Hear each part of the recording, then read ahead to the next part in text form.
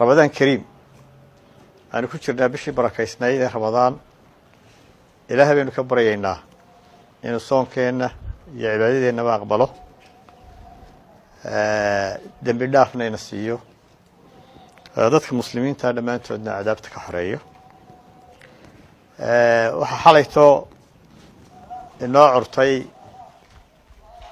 oo inaga soo raagay roobka bigiga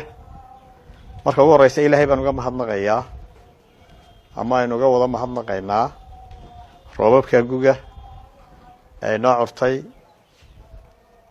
Ilaahayna waxaan ka baryaynaa inuu ina siiyo madarkiisa khayr qaba oo aan xoolo iyo dad mid waxba yeelin hadii Ilaahay ka dhigo waxaan tacsiideynayaa dadkii shacbiga reer Soomaaliland kamid ahaa roobka ku geeriyooday ama khasaare ka soo gaaray ama hanti khasaare ka soo gaaray inagoo ka xun Ilaahay u naxariisto ilaa 12 qof dad ku dhow ku dhintay intaan laagina waa dhaawac inta la sheegay wuxuu baa warka deel laga soo sheegay argaysa laakiin meel kale inaan ogeyn waxa laga yaabaa inay jiraan marka kulliba daynaynu diyaar garowno xilliyada roobku daayaan oo loo baahan yahay oo shacbigu diyaar garoobo oo dawladaha hoose iyo belediyuhu diyaar garoobo oo khasaare ka iman kara roobka iyo jeer way dhacaan in loo diyaar garoobo waxa iyaduna kulliba salay sheegay أنا كلا وفول حموين إن بلغي دامي سنة كي هرنا مدحوينه كبحي أمريكا ولي خطرتي أي سيدي تحي سنة كي أما مدحوين أمريكا بحي وحلاقي قبطه مدحويني أمريكا بحي هي ما يركب أمريكا السيدين حالي وذا سعودين بلاير بلغونا وسديسي ولي وحن كورقة بنا قرن كوح اللي يسد حسبي أحزابته markay doorashada galiyeen daba ka warhaysiino xisbi kasta wuxuu lahaa barnaamij siyaasi ah oo doodiisana aanu ku galay masuura oo ka qabteen waana kala duwan yihiin barnaamijka siyaasadeed ee axsaabtu haday tahay siyaasadda gudaha iyo dibadda iyo waxbarashada iyo tiirarka kale dhaqaalahaba runtiina ma jirto siyaasad qaran oo arrimo dibadeed oo xukuumaddan iyo kuwii ka horreeyay midna soo bandhigay laakiin dalka Soomaaliland waa dal curdin ah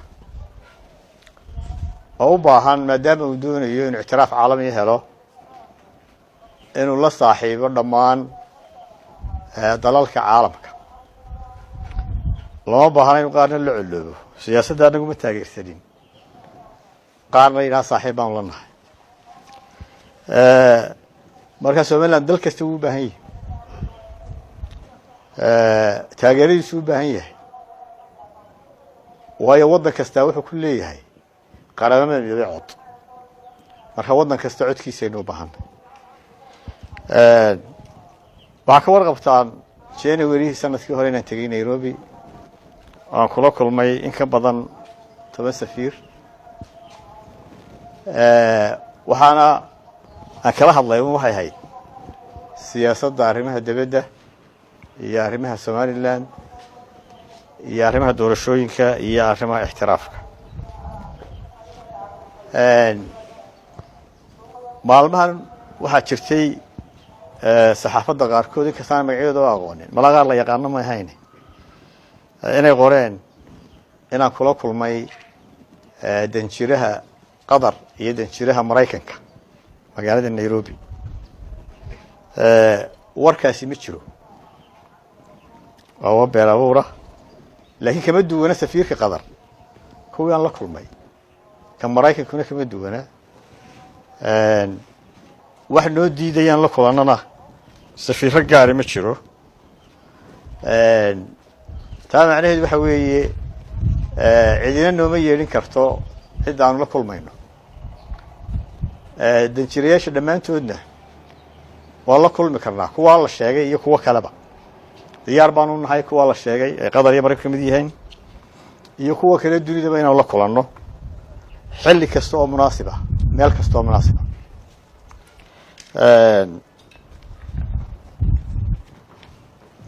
marka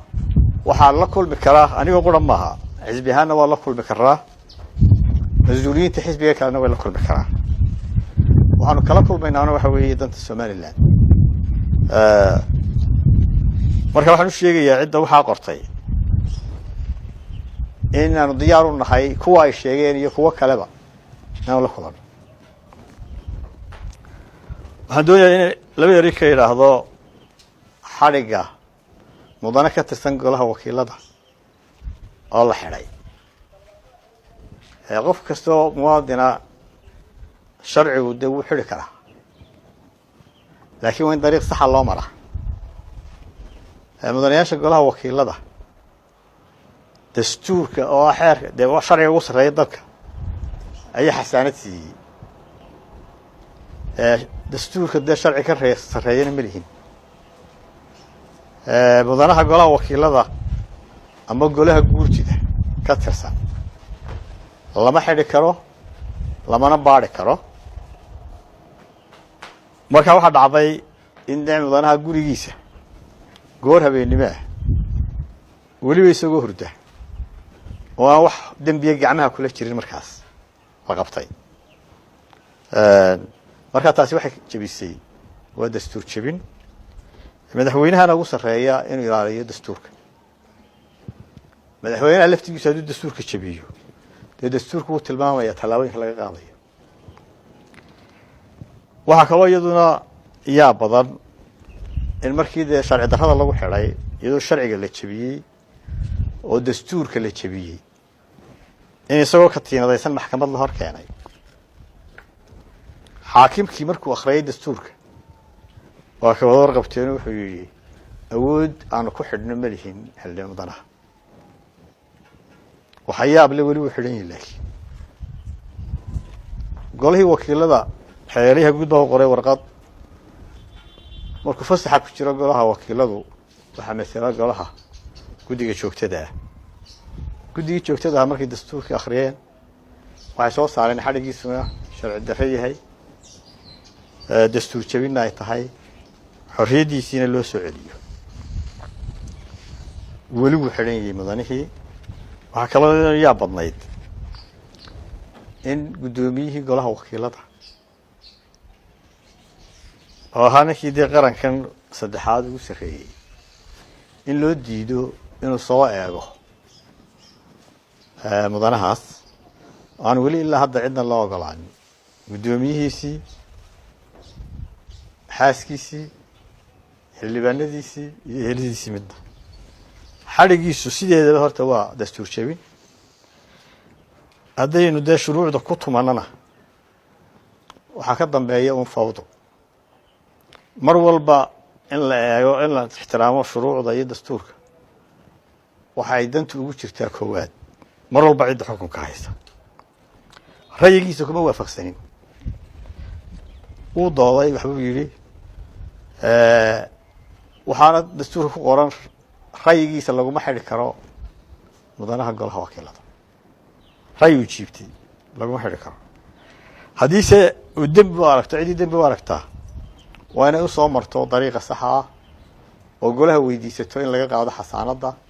markaa kadib unbaa mudanaha markaa waanu soo jeedinaynaa madaxweynaha iyo xukuumaddiisaba in dastuurka loo soo noqdo in sharciga loo soo noqdo mudanahana xorriyaddiisa loo soo daayo waxaa kaloo weli socota ku-xadgudubka iyo ku-tumashada iyo xadhigga muwaadiniinta waxaa u dambeeyey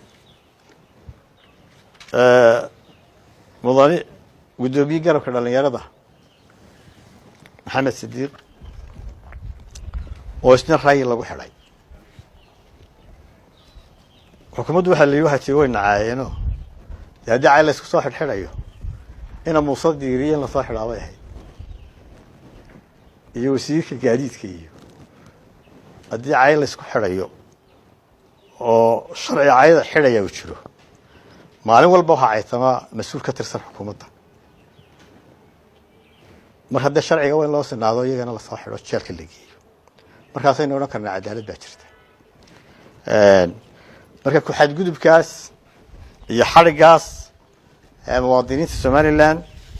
oo ay ka tirsan yihiin abwaano oo ay ka tirsan yihiin madax xisbiyada ay ka tirsan yihiin samafalayaal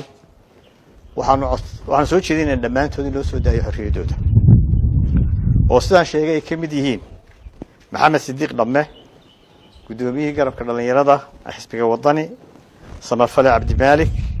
abwaan baashe iyo macalin cabdilqaadir iyo inta kale aanan sheegin magacyadoodaba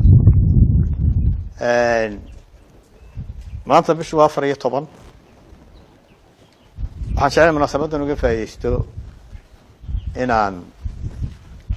xuso oo u sii qadimo shacbiga reer somaliland anigoo ku hadlaya magaca xisbiga hambaliyada maalinta la soo noqoshada qaranka somaliland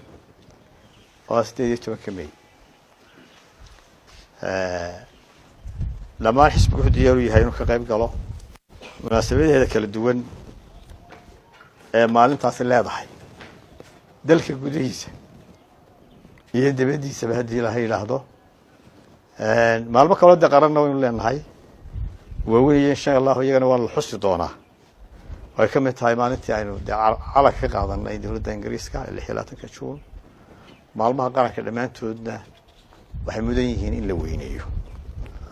Assalaamu calaykum waraxmatullaahi wabarakaatu.